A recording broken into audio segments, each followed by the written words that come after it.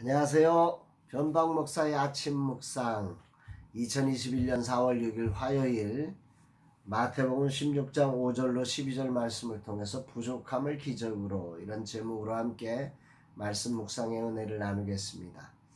오늘은 젊은 세대들과의 만남이 있는 날로 계속해서 만남이 이어져야 합니다. 한 분 한 분 소중한 만남이 이어지고 주님의 그 가운데 주님의 특별한 은혜가 있는 그런 날 되었으면 좋겠습니다.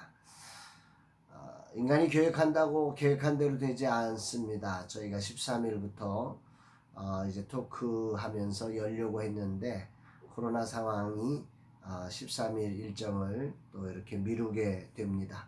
아무튼 이 모든 것에 하나님의 선한 손에 이끄심이 있는 주님의 뜻에 순종되어지는 시간이 되었으면 좋겠습니다. 오늘은 어떤 말씀으로 인도하실까? 본문에는 예수님께서 제자들과 함께 바리새인과 사두개인들과 헤어져 배를 타고 건너편으로 가는 과정에 제자들이 떡 가져가기를 잊었다고 하는 표현으로 시작해서 주님과 제자들의 이 대화가 어긋나는 이런 장면들을 보게 됩니다. 5절 6절입니다. 제자들이 건너편으로 갈새 떡 가져가기를 잊었더니 예수께서 이르시되 삼가 바리새인과 사두개인들의 누룩을 주의하라 하시니, 여기에 떡 가져가기를 잊었더니 이게 아마 오늘 본문을 표현하는 아주 중요한 한 부분입니다. 사명을 맡은 자들이 실수할 수 있죠. 넘어질 수 있는 거죠. 완전하지 못하니까 바쁘다 보니까 떡을 못 가져간 것입니다. 그런데 이런 실수, 작은 실수가 큰 문제를 만들어가고 있다는 게 오늘 본문의 초점입니다. 인생이라는 존재는 자신의 약점과 상처 이런 것들로 인해서 오해와 갈등과 문제를 만들어 갈 수 있는 게 세상입니다. 이게 인간이죠. 그러나 모든 상처를 치료하시는 주님과 함께 있으면서 이 제자들은 그 오병이어도 경험했고 칠병이어도 경험했고 기적을 경험했잖아요. 그런데 자신들이 챙겨야 할 떡이 없다는 이유로 그 주님을 보지 못하고 주님의 말씀을 오해하는 이런 일들이 벌어진 것입니다. 제자로서 잘해야 한다는 생각은 있고 주님이 우리의 상처와 저주와 실패를 치료하시는 분이라는 사실을 놓쳐버린 것입니다. 인간으로 이런 실수가 없는 사람이 있을까? 문제는 그런 실수가 제자들처럼 생명의 말씀을 오해하고 주님을 보지 못하는 이유가 되게 한다는 거죠.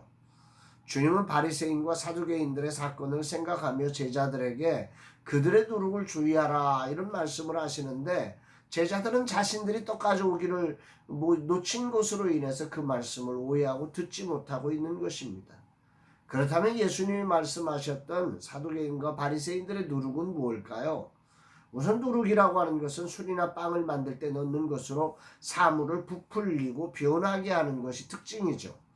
주님이 말씀하신 바리새인과 사두개인의 누룩이라고 하는 것은 그들이 진리를 변하게 한다. 진리이신 예수 그리스도를 믿지 못하게 하는, 변질되게 하는 능력이 있다는 거죠. 그걸 주의하라는 거죠.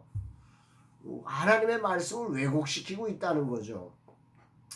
주님은 제자들에게 이런 영적인 교훈을 지금 주고 계시는데, 제자들은 육적인 떡을 없다고 하는 이 문제 때문에, 떡 가져오기를 잊었다는 문제 때문에 이 영적인 교훈을 듣지 못하는, 주님을 보지 못하는 엉뚱한 일을 벌인 것입니다. 오늘 본문을 통해 주님은 두 가지를 저에게 질문하시는 것 같습니다. 하나는 세상 염려로 하나님의 말씀을 듣지 못하고 있지 않느냐. 너 세상 염려가 있으니 하나님의 음성을 들어야 되는데 세상 염려 때문에 하나님의 말씀을 듣지 못한다는 거죠. 두 번째는 바리새인과 사두개인들의 누룩처럼 우리의 믿음이 변하고 있다는 거죠. 말씀을 시험하는 자가 되어버리고 있다는 거죠. 믿음이 약해지고 있다는 거죠. 그거 아니냐?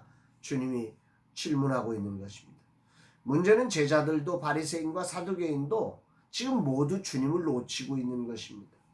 제자들은 떡 가져오는 것을 잊어버려서 주님이 누구신지를 놓치고 그 말씀을 오해하고 있고요. 반대로 바리새인과 사두개인들은 자신들의 교리, 자신들의 입장, 자신들의 어떤 권위 이런 것들을 주장하느라고 이 진리이신 그리스도를 보지 못하는, 그리고 다른 사람들에게 진리를 변하게 하는 그런 안타까운 인생으로 변질되어 버린 것입니다. 그런데 여기서 주님은 그것이 믿음의 문제라고 터치하십니다. 8절 예수께서 아시고 이르시되 믿음이 작은 자들아 어찌 떡이 없으므로 서로 논의하느냐. 믿음이 작은 자들아 어찌 떡이 없으므로, 요 표현이 중요하죠. 믿음이 약해지니까 떡이 없어 책망한 게 아닌데도 불구하고 그렇게 듣는 거예요. 믿음이 없으니까 자꾸 말씀이 걸리는 거예요. 바리새인과 사두개인의 누룩은 교묘하게 우리를 이렇게 병들게 하는 거죠. 예수님을 사탄처럼 시험하다가 떨어져 나가는 것입니다. 그러나 주님은 오늘 제자들을 만져주시며 이들의 약함을 치료해 주시는 분이십니다. 마지막 절은 치료된 제자들의 모습을 이렇게 표현하고 있습니다. 12절 그제서야 제자들이 떡의 누룩이 아니요 바리새인과 사두개인의 교훈을 삼가라고 말씀하신 줄을 깨달으니라. 이 깨닫게 되는 은혜, 이 깨닫는 게 은혜죠. 하나님의 말씀 믿음으로만 들려지는 것입니다. 말씀이 삶에 걸리기 시작한다면 그것은 바로 믿음이 약해진 것입니다. 그 문제는 어쩌면 바리새인과 사두개인들의 누룩에 감염된 것일 수 있습니다. 말씀이 지켜야 하는 형식이 되고 주님은 보이지 않고 오히려 주님을 시험케 되는 바리새인과 사두개인의 누룩을 우리가 주의해야 하는 거죠. 젊은 세대 사역을 준비하면서 늘 떡이 없으므로가 내게 문제입니다. 젊은 세대 사역자들을 세우기 위해서는 다양한 투자가 필요한데 떡을 준비하지 못하며 나는 초점을 두고 나아가고 있음을 오늘 말씀을 통해서 주님은 깨닫게 하시고 이것이 믿음이 작은 자들의 공통점임을 알게 하십니다. 주여 이 종의 믿음 작음을 불쌍히 여겨주시고 믿음을 더하여 주옵소서. 분명 주님은 놀라운 일을 행하시며 여기까지 인도하셨습니다. 제자들에게 5병이어 7병의 기적을 설명하심처럼 내게도 엄청난 능력으로 주님은 이끌어 오셨음을 기억하게 하시며 그럼에도 여전히 주님 말씀에 믿음으로 반응하지 못하고 늘 떡의 문제로 말씀을 오해하는 자로 서 있음을 주님이 오늘 저에게 보여주시고 깨닫게 해주시고 계십니다. 언제나 주님을 믿는 믿음으로 서서 주님을 보게 하시고 주님의 말씀을 조금의 오해 없이 듣고 깨닫는 자가 되라고 주님은 저를 붙들어주고 계십니다. 아멘입니다. 아멘입니다. 내가 가진 약함과 실수 때문에 더욱 주님을 붙들고 믿음으로 나가는 자가 되고 이제는 다시는 약함과 실수 때문에 오해하고 갈등하는 자로 서지 않기를 주님은 요청하십니다. 아멘. 감사합니다. 오늘 말씀을 통해 제자들을 깨우치듯이 저를 깨닫게 하시는 주님을 찬양하고 감사드립니다. 오늘도 인생이란 삶을 살면서 어쩔 수 없이 상처받고 부족하며 감당 못할 시험이 있지만 주님이 임마누엘로 함께 하시며 모든 죄와 사망의 권세를 깨뜨리고 승리하셔서 나를 그 승리의 자리에 함께 서게 하셨음을 저는 믿습니다. 그러므로 오늘 부족함이 기적이 되고 상처가 영광이 되고 시험이 승리가 되는 주님의 삶을 재현하는 하루가 되는 믿음의 삶을 살기를 소망합니다. 할렐루야입니다.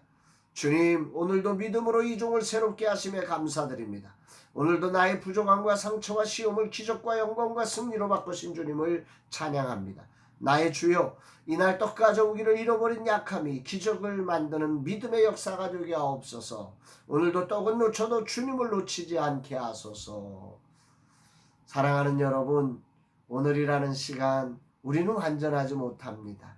다양한 일들 속에 떡 가져오기를 잊어버리는 그런 실수가 존재할 겁니다. 약함이 있을 겁니다. 부족함이 있을 것입니다. 그때 그 약함으로 인해서 주님의 말씀을 오해하고 주님을 오해하는 자가 아니라 그 약함이 주님을 바로 보게 하고 주님을 의지하게 하고 주님을 붙들게 함으로 기적을 만드는 거룩한 날 되기를 주의 이름으로 축복합니다. 사랑합니다, 여러분.